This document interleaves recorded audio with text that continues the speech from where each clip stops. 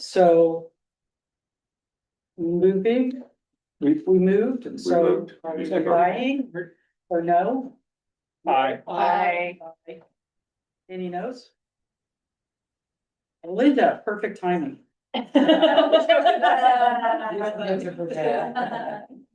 We know you have to leave early, so we swapped things around. Okay, will do. Oh, those are the special ones with the group.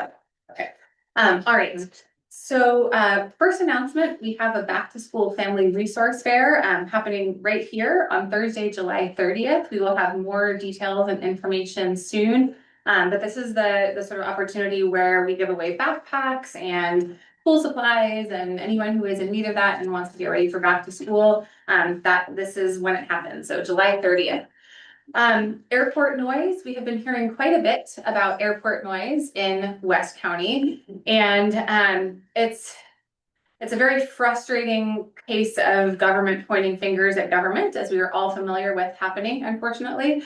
Ultimately, this is a result of the FAA changing from the original Charlie 8 pattern to the Red Hat pattern, which has caused all kinds of trouble. We're going through a very slow, very lengthy process with a consultant to try to get a new flight pattern blessed formally by the FAA. But in the meantime, a wonderful gentleman by the name of Brad Alper, who spent 3 decades in the airline industry and has quite a few contacts, including consultants who sort of do similar work to what the county's consultants do, has come up with an alternate proposal, which is actually just to get Charlie 8 sort of back on the list of potential things that pilots could choose. And then to actually go out and encourage the airlines, and as well as sort of the other centers like in Oakland, right, to sort of suggest that flight path. And so it would be kind of a dual strategy of formally adding that back, but also kind of trying to convince them. And so I've been coordinating very closely with Brad, and I'm pushing really hard for this. And I'm trying to actually get it agendized to the Board of Supervisors, because it doesn't seem like it's something that the airport is necessarily going to do on their own without any kind of direction. We also had a contract for services, ironically, on Tuesday's Board of Supervisors meeting about sort of, again, like attracting more airlines and different destinations to Sonoma County. And so I pulled that from consent and made a few comments of like, hey, shouldn't we also be including conversations about, noise impacts, and other concerns that arise as well, including like staffing and the need to upstaff at the airport as a result of increased flights. And then also the physical infrastructure, which we've heard about sort of deteriorating, runways, which is obviously a very important thing to address, as well as the fact that there actually isn't adequate parking or really sort of staffing, so that oftentimes we're seeing planes just stranded for like half an hour on the runway because they can't offload.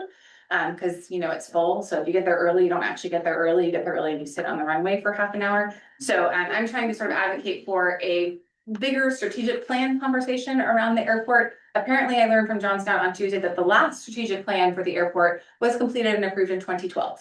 So it's been a while. And so I was like, maybe it's a good time to revisit that and find out. I mean, I'm guessing that all of the assumptions that you made back then, right? Like we are far ahead of where we thought we would be. So I'm trying to advocate on that. Next Monday, we will be having an Enhanced Infrastructure Financing District, or EIFD, PFA, or Public Financing Authority, meeting here at West County Services Center. That's going to be July 13th at 6 p.m. So Monday, July 13th at 6 p.m. Thank you so much, Ty, for being on that. Really appreciate that. And we do have agendas available at the front desk, as it is publicly posted as a requirement for the Brown Act. We also have a little bit of an update on Vacation Beach Dam, which, as a reminder, is not a county dam, although there are county and other agency permitting processes involved in that. So that is solely under the jurisdiction of the Russian River Rec and Park District.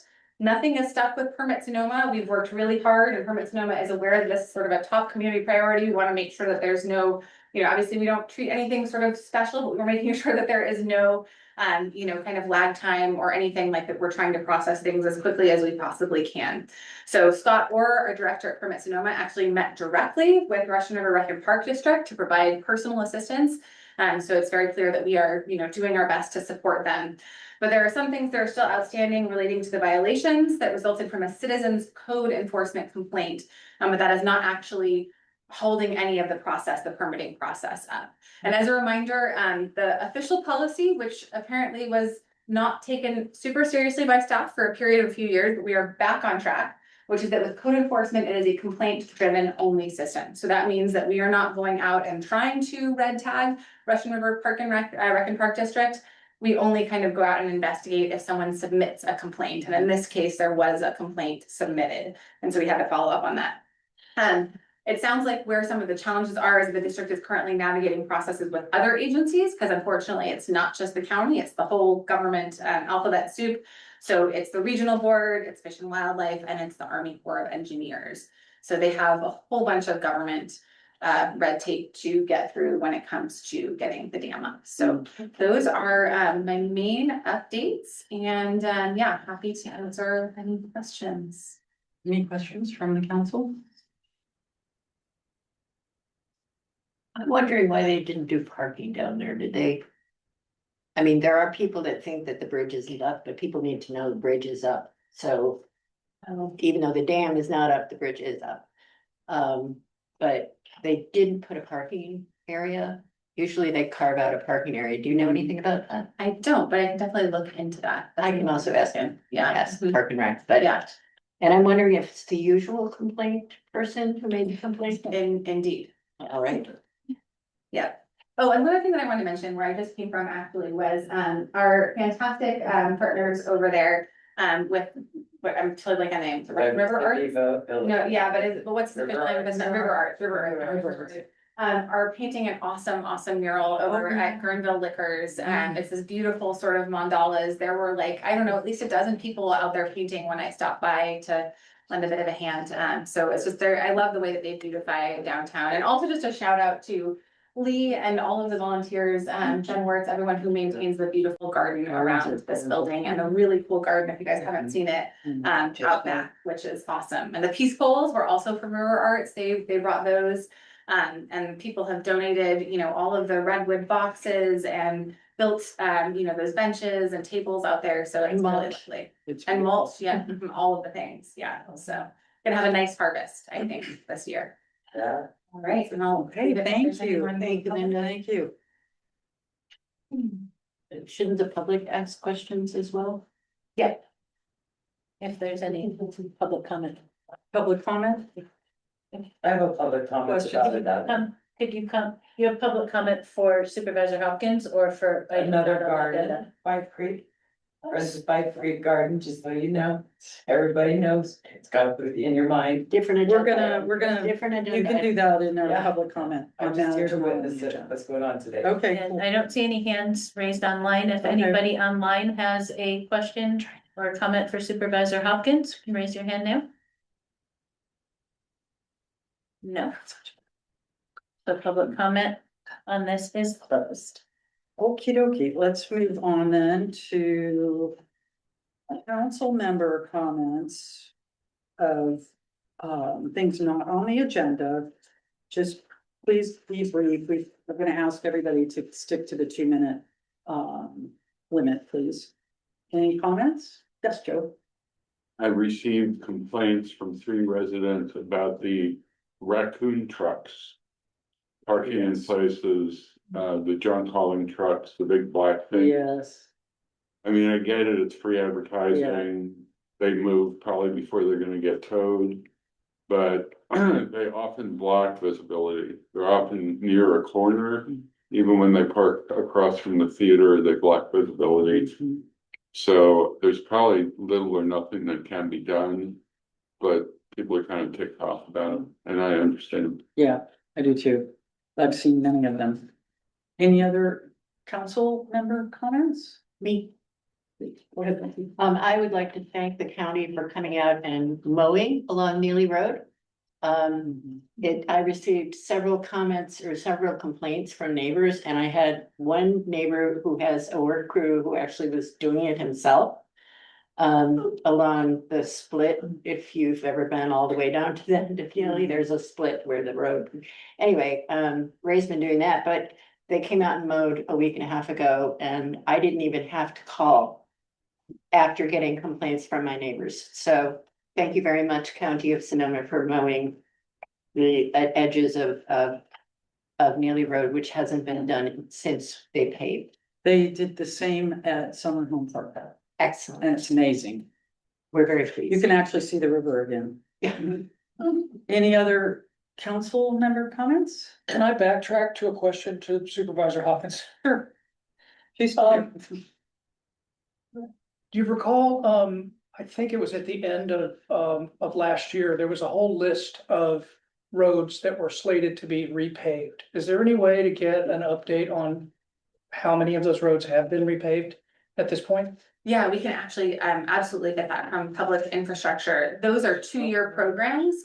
So typically it's approved and then they have to do sort of all the engineering and pre-work, then it goes out to bid.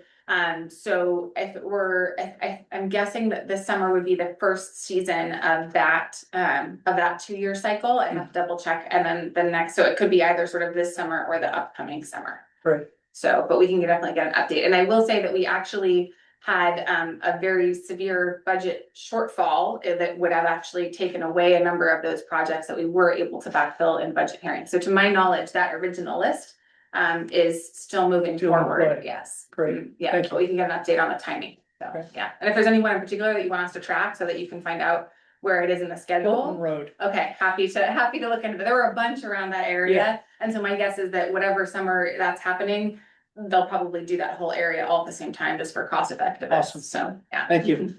thank you, Supervisor. All right, public comments, not for things not on the agenda? Yes. Come on up. Yeah, you come. Yes, please. To the podium. Hello, I'm here at the request of Nick Thayer from the Montreal Rec and Park District to announce 2 really great events coming up. One is this coming Thursday, July 16th, running of the goats. Which will start, it'll happen at 10. They're requesting that you get there at 9:30, the north side of the bridge. So you can run with the goats, and then after the running of the goats at the Montreal Theater will be the movie Goat. That'll start at 11. Perfect. And that's with the Gold Ridge, I'm just saying this because you're sure, that's with the Gold Ridge Resource Conservation District grant that allows that all to happen, and last year was so much fun. The second thing is Saturday, August 8th from 9 to 10. If you could please join at the Monte Rio Amphitheater to help take out a bunch of invasive plants there behind the stage. And if you need any more information, Nick's email is parks@mrrpd.org. Thank you. Nick is getting married on Saturday, and that's why a few things to do before then, so. Any other public comments? And I'll check online. If anybody online has a public comment for items not on the agenda, please raise your hand. First, we have Michelle. You can unmute yourself and make your public comment. Sorry, I think, is there someone over there who wants? Oh, we can come back to in the room. Michelle? Thank you. My name is Michelle McDonald, and I'm a property owner in Monte Rio. Our family's been in Monte Rio since 1915, and we were engaged in business and actively support all community events. I think it was kind of prescient that one of the council members talked about the raccoon trucks, and also that Supervisor Hopkins spoke to the one complaint-driven complaint process. Our family had to remove a sign that has been assigned property for 7 decades across from the Northwood area, across from Sequoia Lodge. I've been trying to work with the 5th District Supervisor's team as well as Permit Sonoma, and there's a couple of problems with the sign ordinances. One of it, it's dated, although our ownership goes back 7 decades and it predates any permitting and certainly any enforcement, and it has been signed. I actually still have the signs. We replaced a sign and we put a sign up. Replaced a sign, put a sign up. So it's very much been in our practice for 7 decades to do that. There was one complaint filed, clearly based on information that we've been able to put together. Our sign was kind of collateral damage in this process. My question for this council is, making sure that the public understands that general plan feedback is going on or will start going on in September, and that sign ordinances are very dated. And in fact, I'm going to continue to speak at this meeting and also at Board of Supervisors meetings to try to get our issue resolved, because one of the challenges we have is that we shouldn't have to wait 3 years to get a consistent sign ordinance.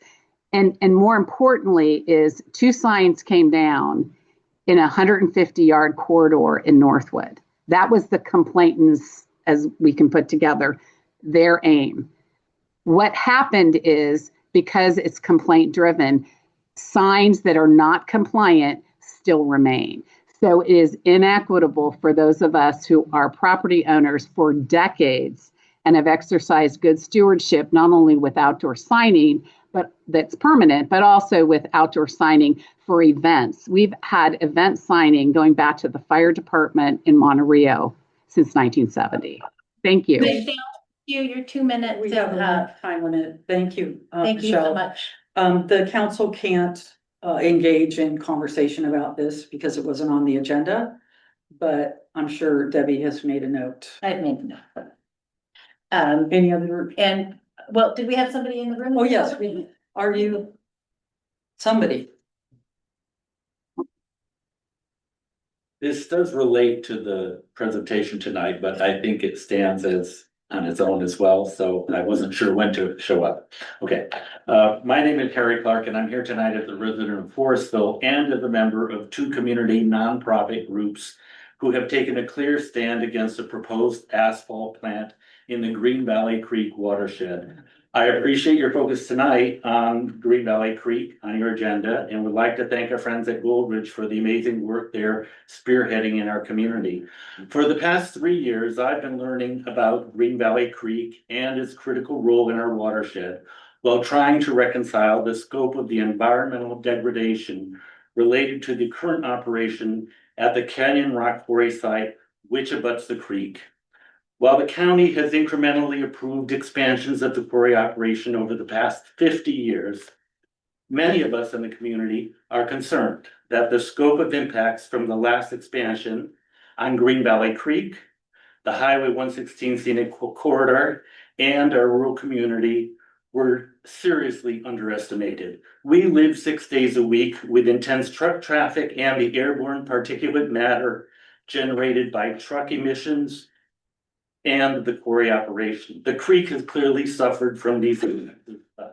Now, 20 years after a failed proposal for an asphalt plant on this site, we face another proposal that will not only threaten our quality of life, but also the efforts that we've heard about tonight, that we will hear about tonight, to recover the endangered species that used to thrive in Green Valley Creek. It's challenging for us to imagine why a county government so rooted in environmental awareness and values would consider this site an acceptable location for this facility, and why our elected officials would disregard their responsibilities to protect the natural resources essential to our quality of life. There is a large growing voice of opposition to this project in Sonoma County that needs to be heard. Thank you. Thank you. Thank you for your comments. Anyone else in the room or otherwise? Debbie, anybody? Oh. Okay. I'm Sharon Martinelli from Forestville, a longtime family in the area, 5 generations. And again, we're looking at a proposed asphalt plant. My mother was involved in the opposition 25 years ago, and a lawsuit was won against that proposed petrochemical asphalt plant. And here we are again. And I just feel like, as a member also of the Atascadero Green Valley Creek watershed, and also Russian River Community Cares, also known as Asphalt Stinks, that I want our voice to be heard, that the majority of people in Forestville and surrounding communities are in opposition to this proposal. It has been recently put on hold, but we don't trust that situation because we have seen over years non-compliant issues regarding the expansion of the quarry, devastation of the forest beyond what was allowable. And in addition to that, with the new general plan updates, 2 new elements speak directly to why we should really protect our rural communities that are somewhat ungoverned. And it's a safety and a new environmental justice element, with the goal of this policy being balancing change and preservation within our communities, fostering healthy communities, and protecting resources. And of course, one of those resources is our wonderful Green Valley Creek watershed and our forests and our, fish and wildlife and the residents. They help with us. We have already endured and compromised with tenfold expansion of the quarry, the dust. Thank you for your time. Thank you for your comments. Anyone else in the room or online? We do have one more hand raised Okay. online. Let's go. Mike, you can unmute yourself now. Hello, can you hear me? Hello. Yes, we can hear you. Go ahead. Okay, great. This is a unrelated comment, but it's under your purview. Restricting virtual public comments to silence unpopular speech is viewpoint discrimination. Thanks to SB 707, all of these meetings need to be accessible to people's comments, even if they can't come into these meetings, and even if they don't agree with Linda Hopkins on everything. This meeting's public comment period is a limited public forum. In such a forum, the city may impose reasonable time, place, and manner rules, but it may not engage in viewpoint discrimination. It cannot tell people that they cannot protest against genocide or speak out against Jewish supremacy. That is settled constitutional law. The Supreme Court held in Rosenberg versus University of Virginia that viewpoint discrimination is per se unconstitutional. Mattel versus Tam said the court, it's speech that offends is protected. So if someone were to say Linda Hopkins is a horse face and she throws her power around to manipulate and use retaliatory treatment against people that she doesn't like based on viewpoint discrimination and political harassment, you could say that even if it offends, you're afforded that right from the First Amendment. Government officials may not silence speech because it's uncomfortable, harsh, or unpopular. So as unpopular as it may seem, citizens are allowed to criticize Zionism and Israel and the Jews for genocide that's been going on for 3 years. And the Anti-Defamation League that continues to throw behind the scenes, which you could discover with the public records request. You see how they manipulate the boards to make them do anti-Semitism resolutions to silence free speech in the middle of genocides that last 3 years. That was Linda Hopkins and the rest of the board. Thanks to State Bill 707, we have our speech back. Thank you.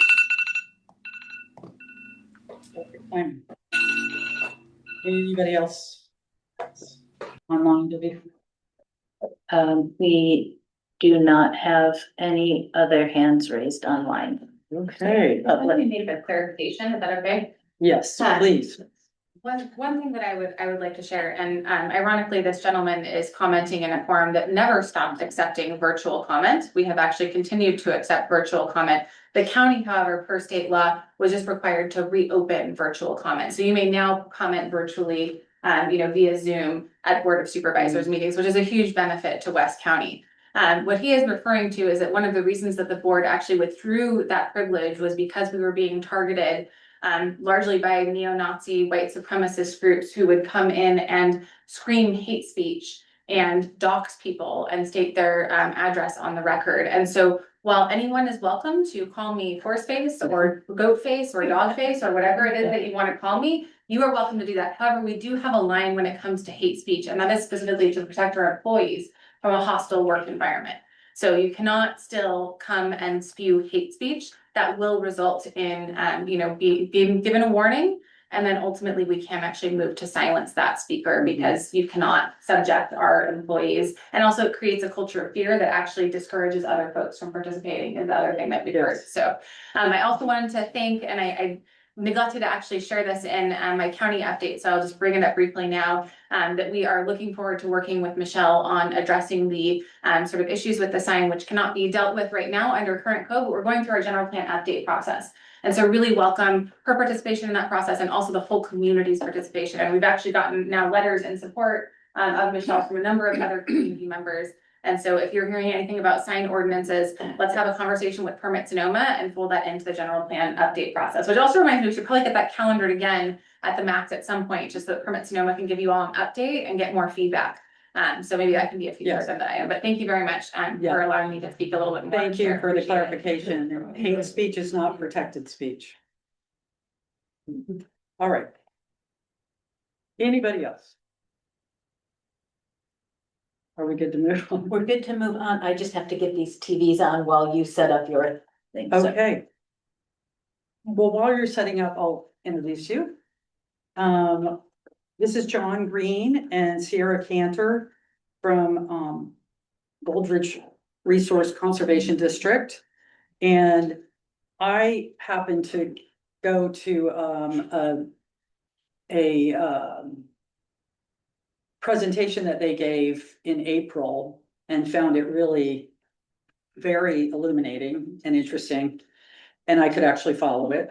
So I specifically wanted them to come in and talk to us about the Green Valley watershed and Atascadero. Nice. Hi.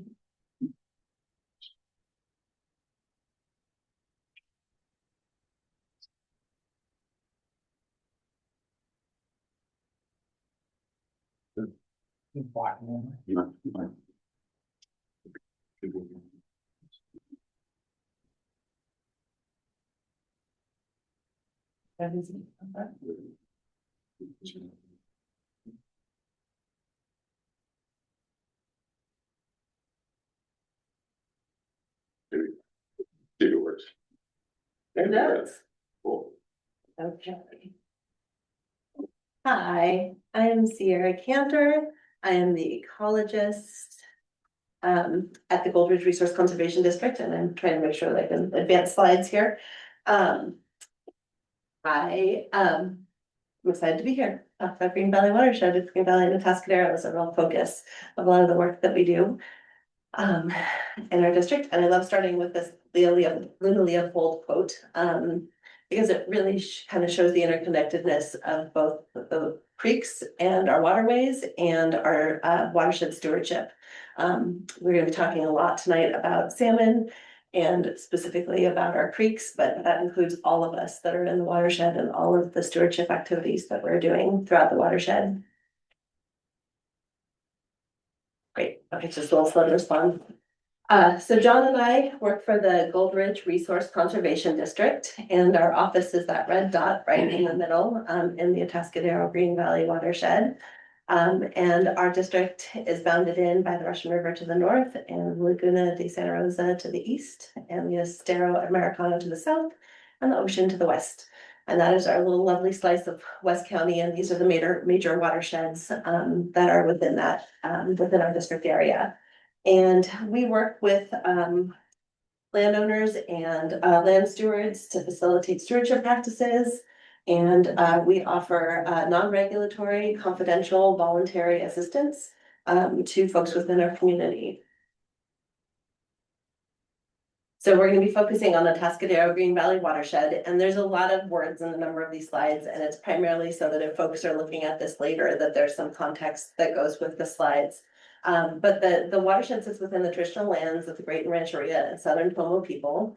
The watershed is home to a wide variety of flora and fauna, and that includes us. So we're going to be, again, focusing a lot on salmon, but we're talking about the entire community in the watershed. The land uses are a mix of orchards, vineyards, forests, grasslands, pasture, urban and rural residential development. It has the city of Sebastopol and the towns of Forestville and Brighton within the watershed limits. Oh, switch this. Nope. It's considered a vitally important anadromous salmon stream, and anadromous means that there is that they spawn in freshwater and live a portion of their life cycle in the ocean. It's identified by the California Department of Fish and Wildlife and National Marine Fisheries Service as a core priority area for recovery for threatened steelhead trout and for endangered coho salmon. Part of the story of this watershed is that it was the last watershed in the Russian River that had all 3-year classes of coho. Coho work on a 3-year life cycle, and all 3 of those were present in Green Valley, and it was used, the genetics from the fish that were harvested from Green Valley Creek were used as the only Russian River genetics for the recovery program, which is the broodstock program.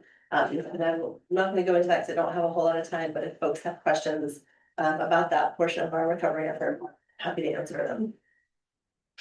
So watersheds are unique places. They are determined by their drainage size, geology, topography, soils, climate, vegetative cover, hydrology, and us. We have impacts on both the biotic and the abiotic portions of our watershed.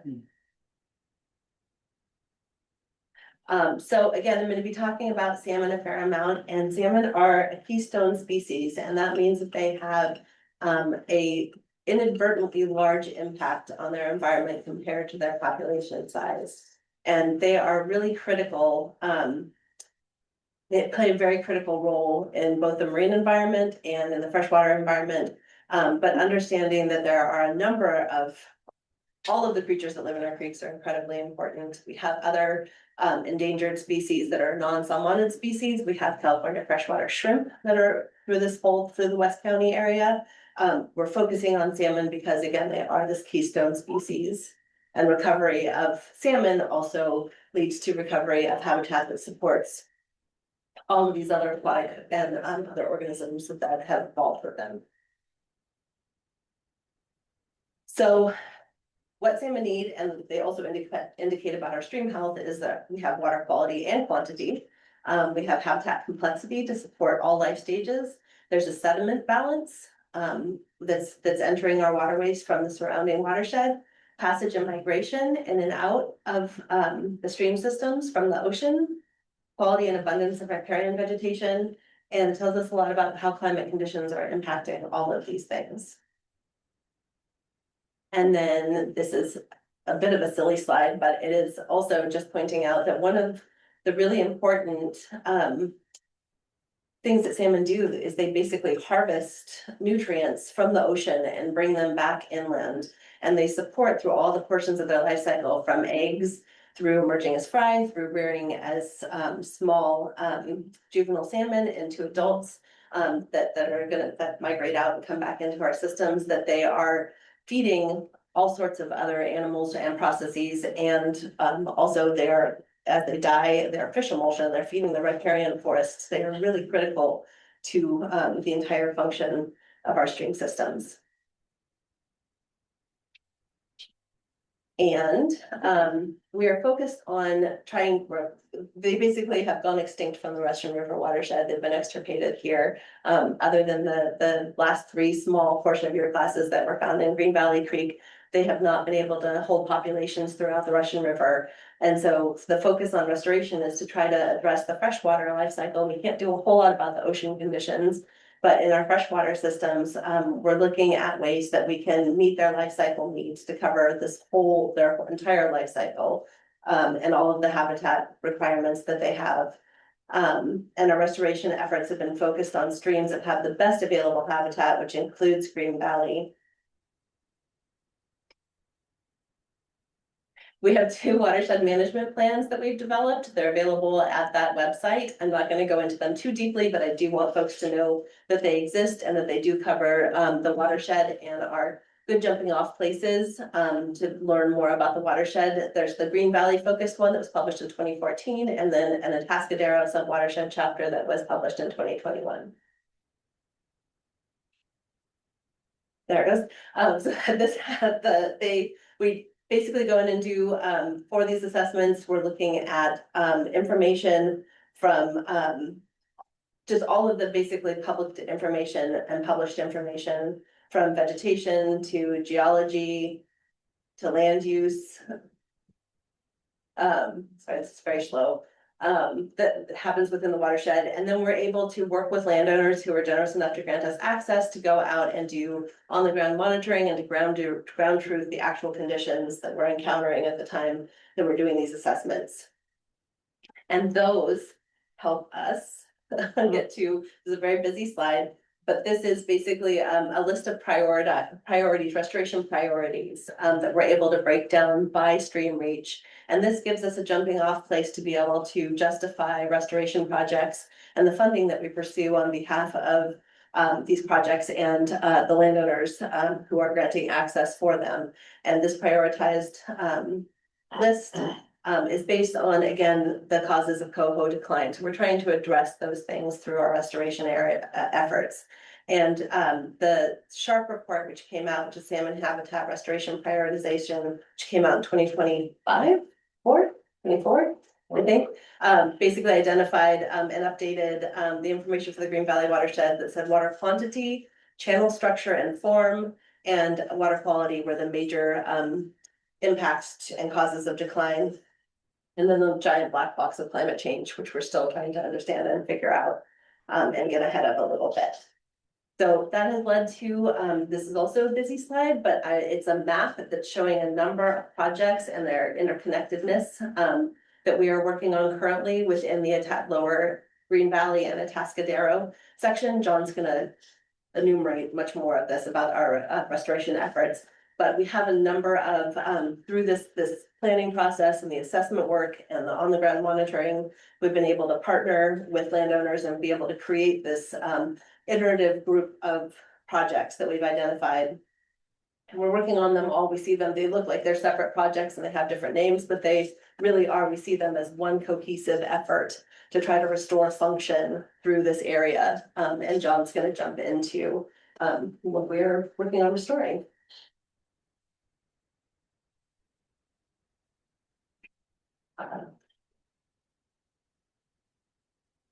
Sorry.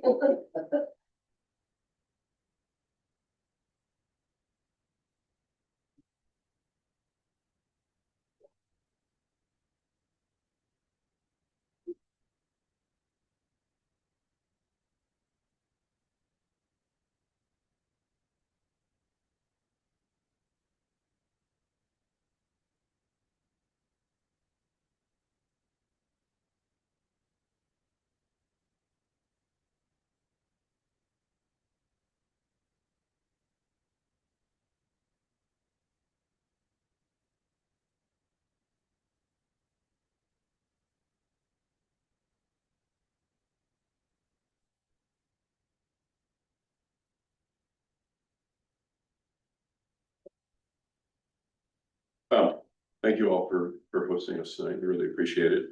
Like Sierra said, the focus of our recent efforts have been on the Atascadero and Green Valley watershed. In this slide, which is not working for my pointer, see if it's no. You can kind of see the area that we're talking about. Like Sierra mentioned, Sebastopol, Grayton, Forestville are all within the watershed. And most of our efforts have been focused on areas just outside of Grayton, which is also where our office is. It's been very slow.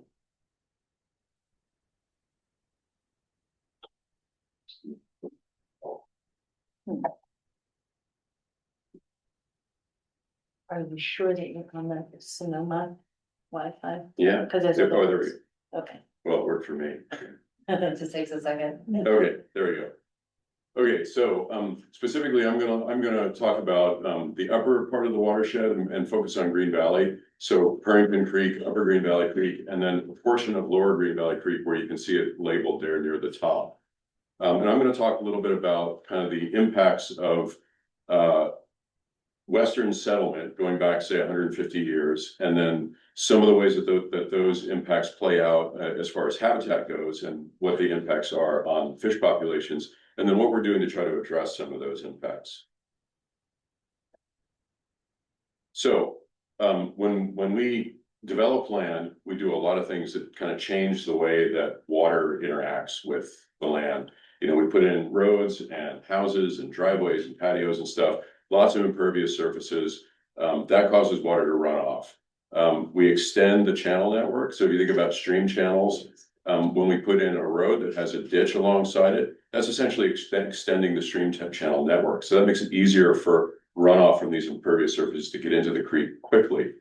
In addition, when we change the type of land use or land cover, often that makes the land surface less permeable to water, so it creates more runoff through things like compaction. And then there are also drainage improvements. So this slide is actually of an RCD project from probably the 50s that was designed to help drain orchard land.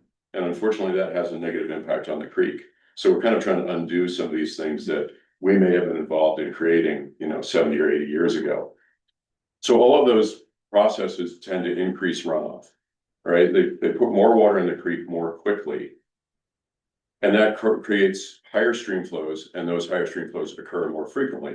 And so the stream channels respond to that because they're seeing higher flows and they're happening more often. So if you look at this diagram, the pre-settlement condition, you had a stream channel that was, the bottom of the channel was very close to the level of the floodplain. So when the water came up, had lots of area to spread out onto, slow the flow down, let some of that water infiltrate the ground. Once you start having higher stream flows more frequently, the way the channel responds is by incising. It deepens itself because you're essentially putting more erosive flows in it more frequently. And then once it's deeper, creeks don't like to go straight, they like to meander, so it starts to meander, those oversteepened banks start to collapse, and you end up with more sediment in the creek, among other impacts. So in the Upper Green Valley watershed, the main places where we see those impacts are in Upper Green Valley Creek and Purrington Creek, which are marked in red there on the map. So to kind of give you an idea of what this looks like on the ground, this is an incised section of Green Valley Creek. So when you go past the creek, you go over a bridge and you see the creek way down at the bottom of this like canyon. That's not a natural condition. That's a condition that has resulted from the things that we have done on the land. In Green Valley and Purrington, there are places where the incision has been up to 35 feet below the former floodplain. And obviously when the creek is that far below the former floodplain, that's not a floodplain. So you're not getting any of those benefits anymore that would occur by the creek flooding out onto that flat ground. This has occurred along several miles of stream on both Purrington and Green Valley Creeks. And if you look see the arrow there, that kind of shows the height of that disconnected floodplain. This section is probably only in size about 20 feet, but that floodplain is never going to function as a floodplain again. You're never going to get water up on it from the creek again. So once the creek is in size, you start to lose the function of the aquifer that is contained below that floodplain. By removing sort of the lateral support for it, it enables the aquifer to drain out more quickly. And because that aquifer provides for summer stream flow, that's where the water comes from to keep the creek flowing all summer. Low summer stream flows tend to decline. And in a lot of cases, the creek will dry up completely. And obviously, if you're a fish trying to survive the summer in a creek and there's no water, you're probably not going to do too well. So in addition to that, when you get those oversteepened banks, and this was shown on that diagram I showed a minute ago, you get bank erosion and mass failure, which adds more sediment to the creek and sends more sediment downstream. And in addition to that, once the creek is down at that lower level, this process of incision spreads upstream because you're creating steeper sections of these creeks where the water flowing through them is more erosive. And in addition, any place where water is flowing over land to get into the creek, you're going to tend to see gully formation like is shown in the slide. So that also adds more sediment to the creek, and it adds more water more quickly. So like I said, the upper part of these streams is where you see those processes happening. So what happens downstream where you're delivering all of this sediment? Wait for the slide to change. So this gold kind of oval there is the area where you tend to see the impacts of that sediment being delivered. And if you want to try to orient yourself to the map, there's a road that goes through kind of the lower part of that, and it makes two 90-degree bends. That's Green Valley Road going past the cemetery and over the bridge over Green Valley Creek. So this reach of stream, and it's really kind of two reaches, is where these processes tend to play out. So to zoom in a little bit, waiting for the slide, you can see Green Valley Road really clearly there, and then up where it says Lower Green Valley Creek, that's Ross Station Road going down and crossing the creek right there. So I'm gonna look at the lower part of this. So again, Ross Station Road is kind of in the middle of the picture. This reach of the stream, which now has a pretty healthy riparian corridor, is actually quite different from what it would have looked like historically. Historically, throughout that riparian corridor, you probably would have seen side channels, backwaters, wetlands, that type of thing. Those are features that salmon in particular really depend on as habitat. They're very low velocity during high flows, and we're talking about baby fish, little tiny fish that spend the winter in the creek. They need those low velocity areas in order not to get blown out and sent downstream and probably die. In addition, those wetlands that would fringe the creek and those side channels tend to be very productive areas for insects, which is the primary food of the salmon. So historically, once you had these changes in the upper watershed that were triggered that started delivering sediment down there, those channels and side channels and wetlands and the main channel of the creek started to fill in with sediment because it's a low gradient area. In addition, the riparian cover, if you were to go back, say, 100 years and look at the same photo, if we had a photo, what you would see is the riparian cover was much narrower and much closer to the creek because that bottom land was really good farmland. So people wanted to farm it. So you have this farmland, lots of sediment being delivered. The creek is starting to fill in. What do you think people were going to do to prevent their farmland from flooding? They were going to do something that nature does when we kind of screw with the system. People tended to dig out deeper channels to contain those floodwaters. So if you look at the history of Green Valley Creek, probably for several decades, starting in maybe the 1930s or 40s, people just ran bulldozers up and down the creek to make it a flood control channel. And what that did was it completely cut off the floodplain from access by fish. And it eliminated all those benefits that they get from all those floodplain features. So what are we doing to try to address that? This is a little bit of a busy diagram, but essentially it's a map view of our project that we built at Iron Horse Vineyards last year. Green Valley Creek is that sort of blue line that flows from right to left, and north is actually at the top, or sorry, at the left side of this. And all of those blue features or those blue shapes on the map are new sort of side channels, constructed wetlands, backwaters, things like that, that we constructed last year with the cooperation of the owners of Iron Horse Vineyards in order to provide those productive, low velocity off-channel habitats for the fish. We know that this is really needed because almost immediately we started seeing fish in these features. As soon as the water came up, there were fish in them. So we feel like this is a really successful strategy. We have another project that we are planning to construct this summer, immediately upstream on the Sweetwater and Green properties. Sweetwater Nursery, if people are familiar with it, it's right on Thomas Road. And it's kind of a similar approach. All of those features that are marked in black are side channels, alcoves, constructed wetlands, those types of things, kind of trying to repeat and extend the approach we took at Iron Horse. And now we actually have some pretty good proof of concept because we know that the fish get in there pretty much immediately. So we're trying to undo some of these impacts that we've had historically on these streams. So one other part of this that I want to talk about, why won't these features that we're building now fill in? Because we still have elevated sediment loads.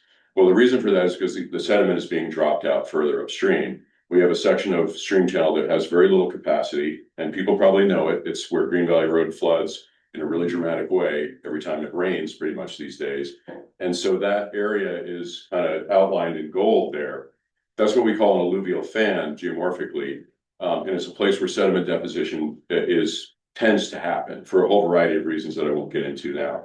So as sediment gets deposited in those areas, what you end up with is a stream channel losing capacity. And how that plays out on the ground is like this. So this is actually a picture of Green Valley Road. You can kind of see the double yellow line in the foreground. Going through that first 90-degree turn, the bridge over Green Valley Creek is down at the other end where you can see two people standing. And when the creek gets to a certain discharge, it just flows over Green Valley Road. So in addition to this being a kind of a huge public safety issue, it's also a problem for the fish populations because fish will get washed into the vineyard, and when the water goes back down, they're stranded.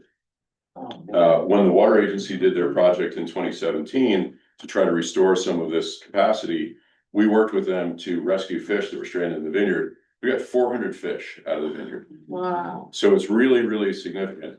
So this is another project that we're working on, and Supervisor Hopkins is no longer here, but we really appreciate support that we're getting from Sonoma County to design a project that is intended to address this flooding issue. And for us, you know, we're more about natural resources than we are about public safety, although we do definitely take it into consideration. So we look at this as a really important project for salmon habitat restoration, in addition to being a public safety issue. And there is progress being made on this project. It's probably going to be a few more years before we actually can build anything. So I don't ever want to do one of these presentations and have everybody go like, be depressed about how bad things are. So I always try to include a what can I do? Obviously, the types of projects that we're building on the ground that's not something that people can do on their own. Even if you're a large landowner, they tend to be pretty expensive. We get a lot of grants from the federal government and from state agencies to do these projects. But there are a lot of things that everyone can do. Anybody who's a resident, a landowner, etc. There are a lot of things that you can do to help with fish recovery. And as far as I'm concerned, the easiest thing for most people to do is to think about how you use and manage water. Not just where you get your water and not just conserving it, but also think about how your property or the property you live on kind of handles water that falls as rain. Thinking about managing runoff and not just trying to get rid of it as quickly as possible, but to try to get it back into the ground. So retain it on site, get it into the ground, because one of the things that's going to do is reduce those impacts that I talked about earlier. That will also help with keeping these creeks flowing all summer long, as opposed to them drying up. Because remember, the water that we get into the ground during the winter is the water that keeps the creek flowing during the summer.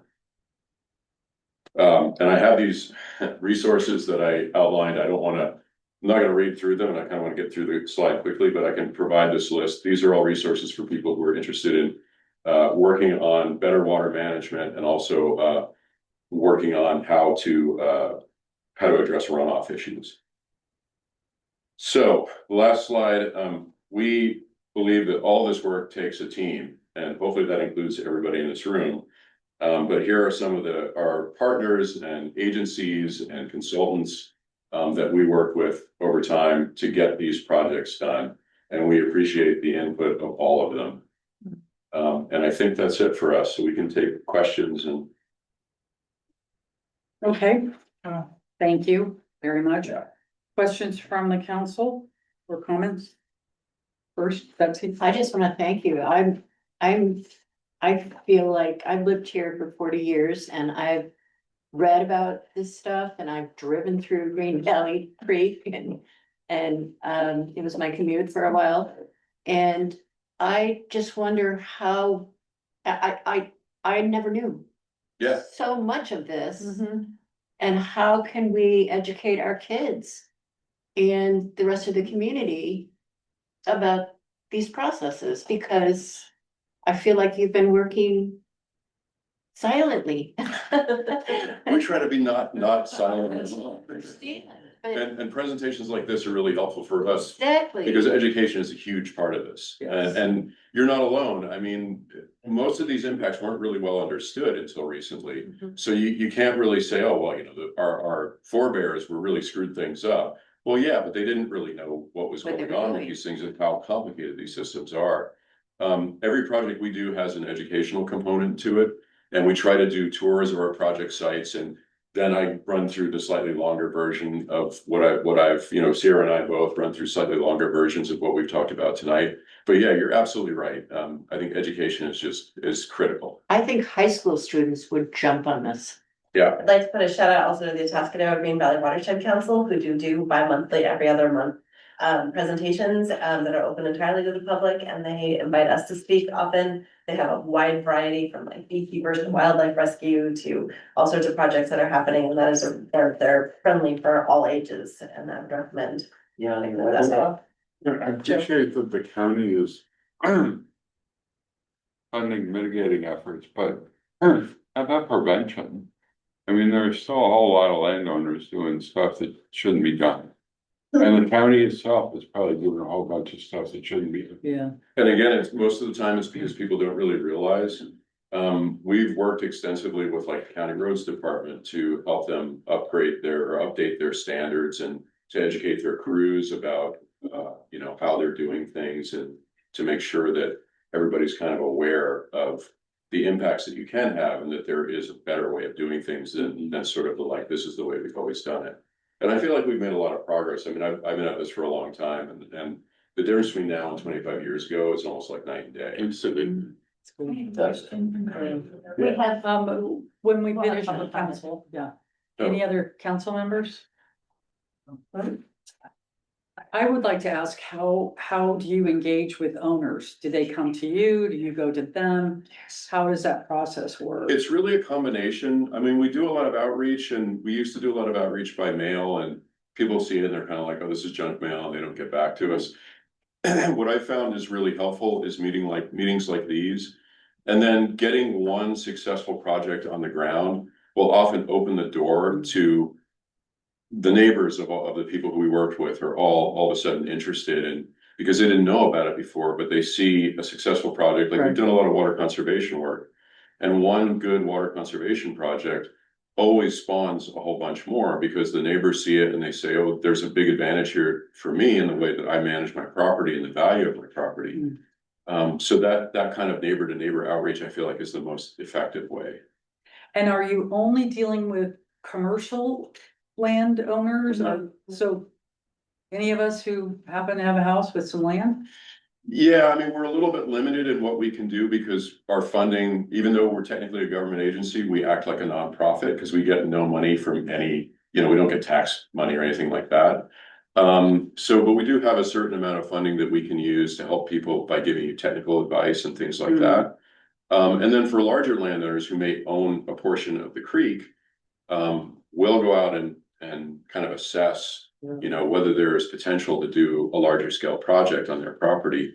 And I really do have to give a, you know, some appreciation to the landowner partners we have. Nobody's forcing them to do any of this. It's all voluntary. And we wouldn't be able to do these projects unless we had landowners who were interested in helping with this kind of thing. So, you know, Iron Horse Vineyards have been wonderful to work with. Sweetwater Nursery and their next door neighbors, who are just a rural residential parcel, they've been just great. I mean, they're very supportive of these projects. They're willing to have us come out on their property with big yellow machines and make a lot of dust, and It's gotta be amazing hard to get that rolling, but I understand if you get some success, people wanna jump on that. So, Yeah, absolutely. yeah. And Thank you. I lived in Washington for a while and we did a couple of projects where we planted trees on creeks to provide more shade. Yeah. And those were volunteer calls. Do you ever get involved in stuff like that? So every one of our projects where we're actually moving dirt, we'll have a revegetation component to it. We haven't done as much volunteer work along those lines, just because the technical standards are kind of high for some of these projects. But I could foresee in the future, you know, having that kind of opportunity at different times. We also work with programs that bring in students, you know, grade school and high school students to plant trees. And that's a big educational effort for them. And we support it by, you know, hiring, in particular, there's a program through Point Blue called the Straw Program, which is students and teachers restoring a watershed. And they'll bring kids out, you know, from like second grade all the way up to high school kids. And it's part of their sort of environmental education. And so they get to come out and see what we're doing on the ground. And, you know, there's always an educational element to it. And then they plant trees. And I feel like that kind of experience just sticks with people. You know, you'll always remember going out to this beautiful site and planting trees when you were in grade school. Also for streamside landowners, we work with partners, primarily Department of Fish and Wildlife requests access every 5 years to go out to be able to do all the broodstock monitoring. So all the snorkeling surveys, all of the habitat, spawning habitat, all the information that we're learning about how the recovery efforts how those are performing are all done. So folks often get confused because they're being asked by a number of people for access for different reasons. And if there's any questions about that, we are a great place to be able to vet and kind of let you know who's asking for what. And granting access to those opportunities really does allow public information about recovery efforts and how well we're doing. Council, yeah. Here. You know, I live close to East Austin Creek, which runs into Austin Creek, Cazadero. And you know, our road has been damaged so much because of erosion, because the water during the winter flows so fast. Is there some kind of conservation district in our area who could help us? Well, you're on the north side of the river, so it would be the Sonoma Resource Conservation District. They're headquartered in Santa Rosa. You know, 10, 15 years ago, there was a lot more funding to address issues with road erosion. That funding doesn't seem to be quite as readily available anymore, but I think there still are opportunities. So if you get in touch with Sonoma RCD, they can probably. But, you know, it's more than just we're worried about our road. It's that there's no more trees to have shade for any fish. You know, there's no more holes, like the trees that would fall and stay in the water over years to create beautiful pools are just uprooted now. Yeah. And just, you know, you see them down on the beach, you know. So, okay. Thank you. Do you work with landowners who are not on the creek, but maybe close to the creek? Because my family's property is very close to Iron Horse, and we're kind of on a hill, and on both sides of the house are basically streams in the winter. On one side, you only see water on the ground when it's raining. On the other side, there's a very deep channel. It may have a pocket or two of water in it this time of year. The rest of the time it's running. It goes down a hill, crosses a road, and then enters the creek there. Is that something you could provide technical assistance on? Because I always wondered what I can do, because I'm very close to the creek. I see water. When I see it running, it's probably in the creek in 30 minutes. Yeah. So. Yeah, I mean, you know, usually when we do technical assistance, it's driven by people who like, you know, they have a landslide that's taking part of the stream bank or something like that. But we can also provide limited technical assistance. Again, we're always limited by funding, but we can provide some limited technical assistance to help you, you know, with addressing how you manage your property with a goal of, you know, preventing runoff or planting trees, you know, to create more shade over a stream, or, you know, it depends on what would be appropriate at the site. But if you contact us, we can definitely start a discussion. Anyone else on the council? We'll go to public comments now. Anyone? Yes, Carol. Can you come up to the podium, please? Thank you.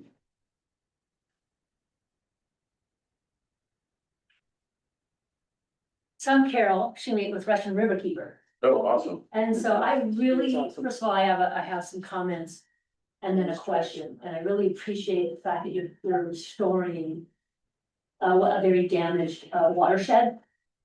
And what Russian Riverkeeper is doing is on a larger scale of doing a floodplain restoration on the Russian River. And I know it's been over a decade now, and all the battles and hassles we've gone through, we've had to deal with property owners surrounding that. And permitting. The permit wasn't the problem. Sonoma County supported us big time on this. So the question that I have, and how we gained a lot of ground, is the North Coast Regional Water Quality Control Board. I don't know if you've ever dealt with them. All the time. When you've been part of it. Okay, so they were the pivotal swing to our getting everything done. Because they came out with a report on the Russian River, and what I was wondering is if you get reports on the creeks, from the creeks as well. And they rate them. And the two biggest pollutants on the Russian River, and I imagine it's also in all the other watersheds around here, most of them anyway, is sediment. And then we have to deal with toxins because of agriculture. And just being, you know, living in, even if you're rural, we're still impacted by humans, whether it's city and agriculture and so forth. So with those reports, because of those reports, we were actually able to get what's called a vineyard ordinance passed. Meaning that we have to roll it out in phases. And I won't go into detail because I know maybe other people have questions and so forth, but you can go on our website or research the vineyard ordinance. We've been trying to roll it out for a decade and nobody wanted anything to do with it until all of a sudden Sonoma County and Mendocino got the slap on the hand and all of a sudden it passed. So. Thank you, Carol. Yeah, it's encouraging. You guys do amazing work. You want to address whether we get reports? Yeah, the question was, and can you come back to the podium if you're answered? Thank you. Absolutely. We read everything that we can that comes out about the Russian River and all of our partners, the work they're doing. So the 303D listings about pollutants in all of our tributaries, we're definitely aware of that. And the whole TMDL, which is the total maximum daily load process, which the water board oversees. We contribute information to that and we benefit from the information that they collect and publish. You want to add anything? Yeah, I'll add something. So when we get into the smaller creeks that we work in, there's not as much opportunity for like a water board to do a report because they don't focus in on the smaller streams as much. So a lot of the stuff that we do is self-generated. So we'll go out and we'll get funding to do a project and we'll do things like water quality monitoring. And then we generate our own reports. It tends to be a little bit sporadic because the funding is generally tied to projects as opposed to sort of a long-term commitment of funding to actually measure these things. But we do what we can, when we have the opportunity. Other public comments or questions? Yes, sir. Hi, my name is David Beck, and I'm on the board of the Tascadero Green Valley Watershed Council. And I'm pleased that you came to the presentation that John is here for on the you sponsored actually. In April, was that? That's when, yeah. But I want to talk just briefly as a private citizen about a few things. We're not anti-asphalt. We all need asphalt. And it needs to be produced somewhere. It doesn't grow on trees. It's just weird. So. Let's not have comments, please, while someone's talking. But that doesn't, I cannot think of a worse place to put an asphalt plant or to mine gravel than right at where Green Valley Creek is about to go on the last stretch to get to the Russian River. I always think of it as, I think there was a time when we wanted to build a nuclear power plant on the San Andreas Fault. It's like that. What could possibly go wrong? Well, yes, you're mining gravel, but you now started bringing in very high temperature bismuth, which is basically crude oil sludge that has to be transported at very high temperatures. And then when you make asphalt, that has to be transported at high temperatures. So, and then you are also bringing in large amounts of natural gas and a variety of other toxins right next to the creek.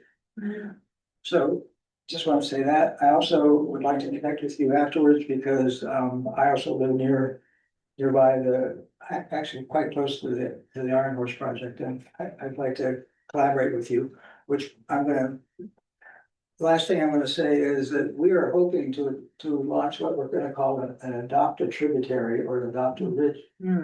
So that we can get local groups, because most people don't know about this and they want to go out and make little hubs collaborating with you guys. Well, please keep us in the loop on that. I'd love to hear more about that. Thank you. Any other, yes. It's Sharon Martinelli again from Forestville. Another way to collaborate, of course, you do this with other nonprofit environmental groups like Forest Unlimited, because they've done over the years planting with volunteers along Green Valley Creek. There is another opportunity on Saturday to meet and get to know some of the members with the watershed, Tascadero Green Valley Watershed. There's a large meeting, the quarterly meeting at Regal Park at 10 o'clock, applied for tennis courts, and it's a potluck, so maybe bring some cookies, but it'll be a way for all of us to interconnect. We all have common goals here, so. Was that this Saturday? This Saturday, Okay, yes, this Saturday.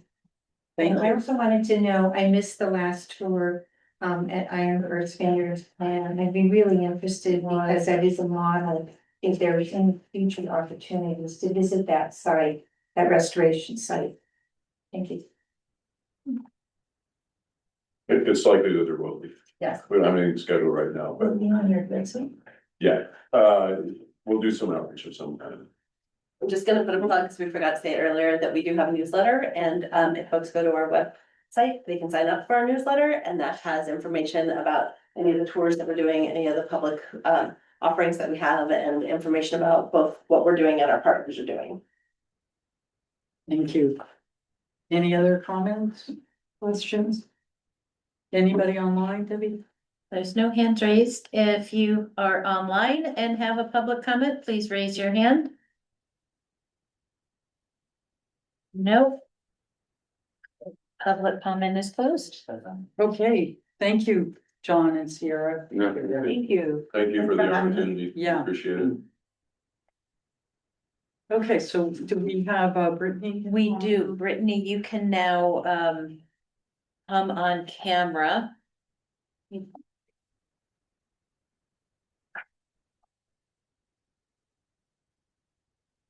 I'm not able to turn my camera on. Oh, we can hear you though. We and can we hear can you. see your, well, I can It see. says it's disabled by the host, so I'm not sure.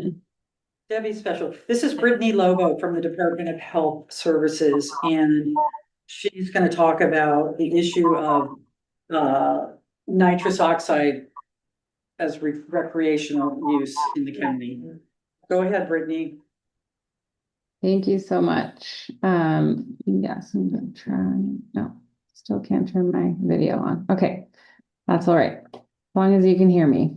All right, so thank you. Yes, my name is Brittany Lobo. I am the Community and Family Health Section Manager for Public Health for the Department of Health Services. Thank you so much for the opportunity to provide a brief update on the county's proposed nitrous oxide retail ordinance. I'm going to keep my remarks high level so that we have time for questions or discussion afterwards, and any feedback. So I'll start off just with why the county is considering local action. As you may know, nitrous oxide has various legitimate and important uses in medical, dental, culinary, and other settings. Our concern is not with those lawful uses. Our concern is in the growing retail availability of nitrous oxide products that are designed or marketed for intentional non-medical inhalation. This includes things like flavored products, very large capacity cylinders, and products that are being sold in smoke shops alongside inhalation accessories. County staff have received multiple community concerns about the availability and use of these products.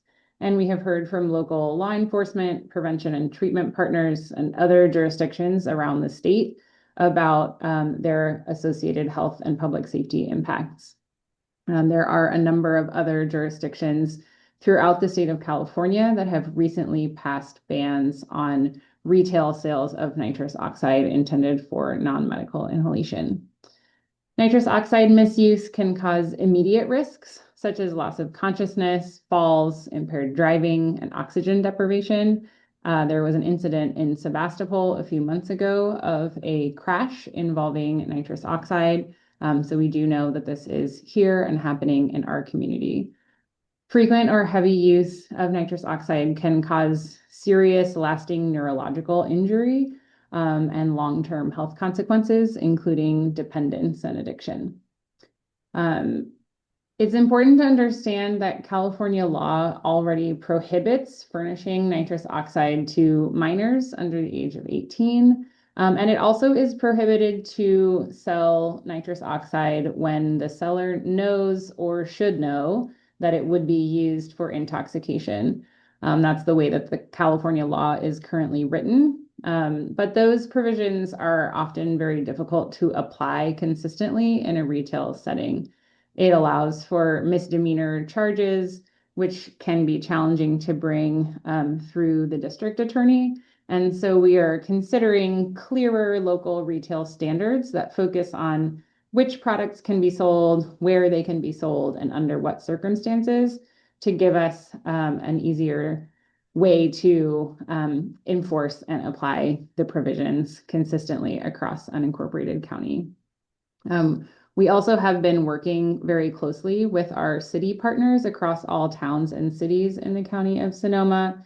Cloverdale does already have a ban on nitrous oxide within their city limits.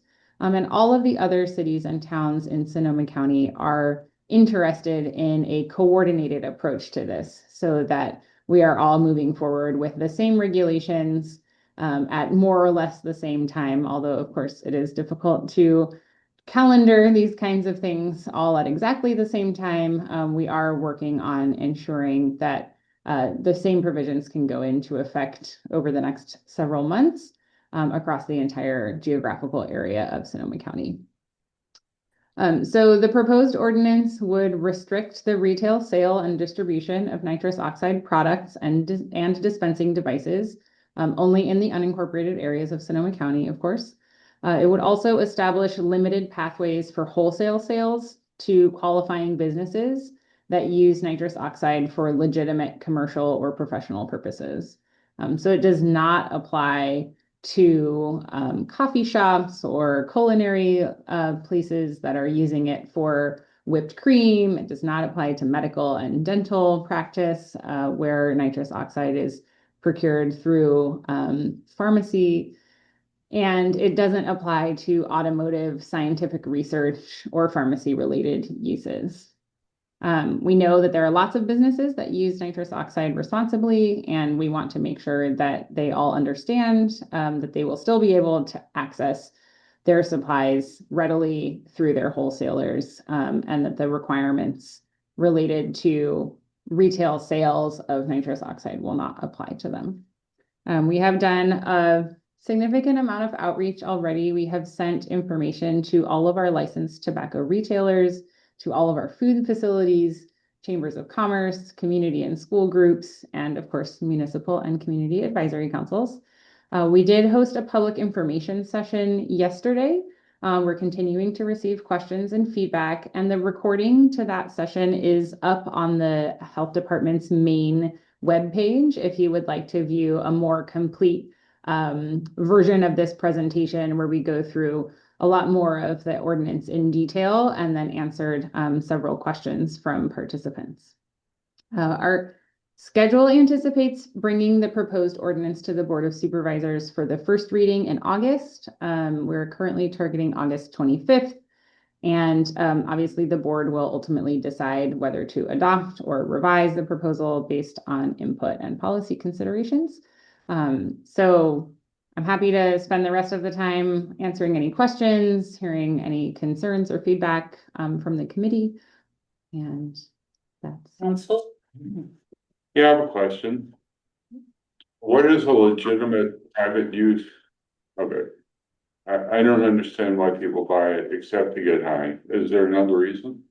Sure. Yeah, there are very small canisters, about 8 grams of nitrous oxide, that are sold as propellants for homemade whipped cream, for example. Or you might have noticed that in some coffee shops, they have, rather than those pre-canned nitrous oxide whipped cream canisters, they have a sort of homemade canister where you can put heavy whipping cream into a canister and then insert a cylinder, a very small cylinder of nitrous oxide gas that will turn the cream into whipped cream. So that's one example of a legitimate culinary use for nitrous oxide. It's also often used in dental practices and referred to as laughing gas.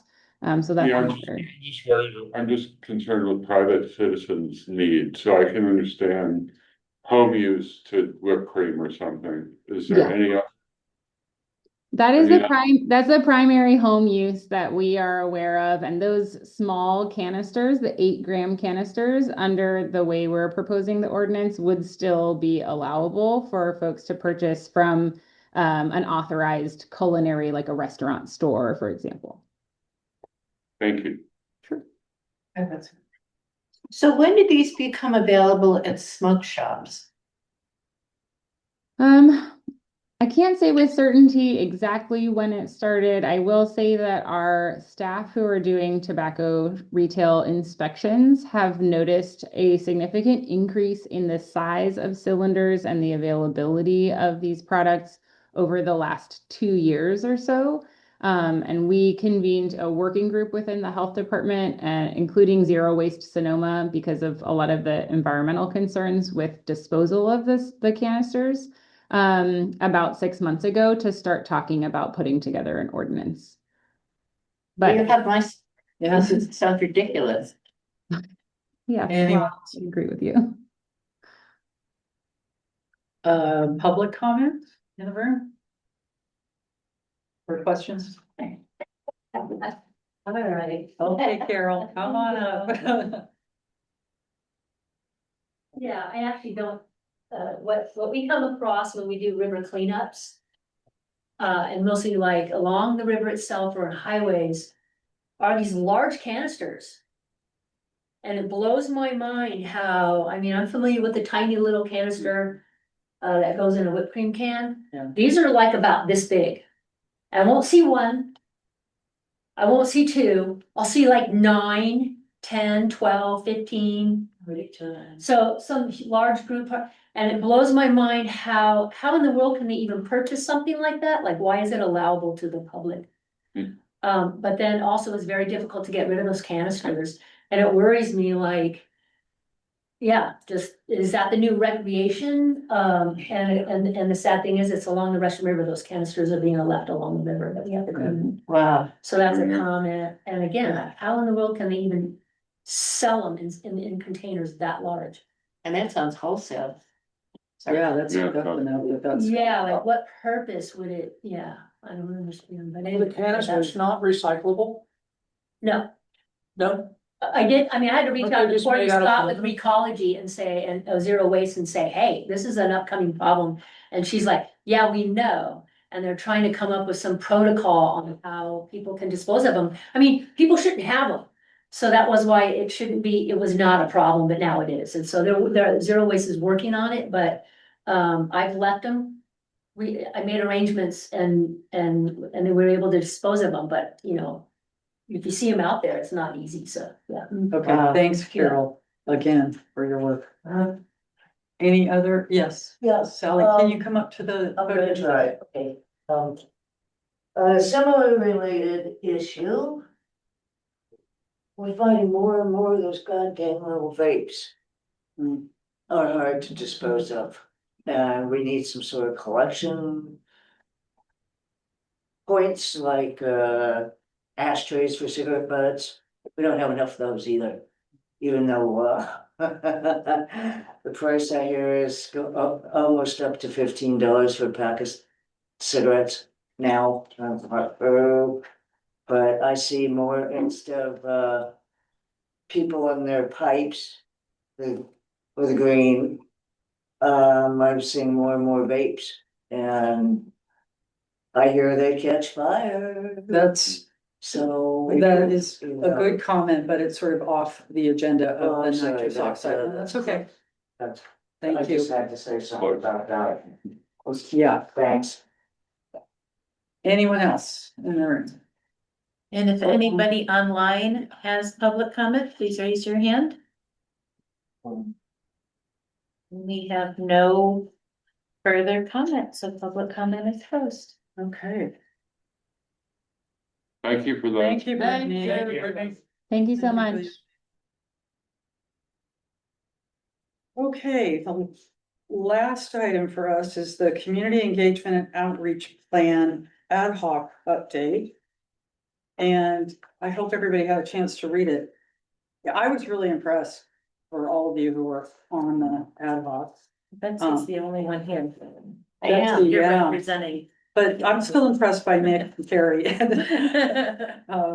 I think that your focus for me on young people just makes so much sense. And I appreciated all of the kind of steps that you've laid out for us. So thank you very much and agree with all your recommendations. And I'd like to thank Debbie for putting the Report together. report together. That was very helpful. Yep. but I think you've managed to capture everything we discussed. No, nothing to add, Betsy? Well, we did talk about, oh, right.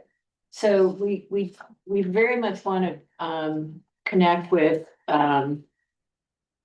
Liz Cruz Raids from the Sonoma County Commission on Human Yeah. Rights, because she apparently has been and become an expert on reaching young people as a volunteer and getting people engaged. And that's very much what we are interested in doing, not just continuing to engage with our neighbors and asking the questions that we need to ask to get the information, you know, to get their concerns into the public view, but engaging young people to not just participate with the MEC, but to participate in community development and politics and government. Yeah. So that's, So they're starting up, Susan is Liz's partner in that, my wife. oh, really? So when you reach out to her, ask about that also. Oh, excellent. They're starting up beginning of August with a new class of youth. Fabulous. And they're gonna be meeting at the new series Community Resilience Center in San Luis. Nick is on the commission to make their. Right, yeah, she's on the human. I'm thinking of field trip. Okay. Yeah, talk to Susan about it. Yep, thank you. Any other comments? Questions? Questions or about the recommendations? I just think it was terrific. Thank you. Thank you. Yeah, really good. And I'll just weigh in, I don't think this was here, I met Liz at the commission's summit that they recently did. And she has written up a framework for how to engage with students that she's shared with other organizations. So the ad hoc committee has been having trouble getting another meeting where everybody's available on the calendar. So we're gonna go ahead and get that framework and start looking at it independently of having a meeting with her. And then if We have been trying to have a Zoom with her to discuss our ideas about. Right, and she's happy to help us out. yes. Also, I'd add that the LoCN has a program with youth to try and foster board and commissioners, youth or younger, so it might be worth engaging with them as well. Are we gonna get another student representative on the MAC? That also we talked about.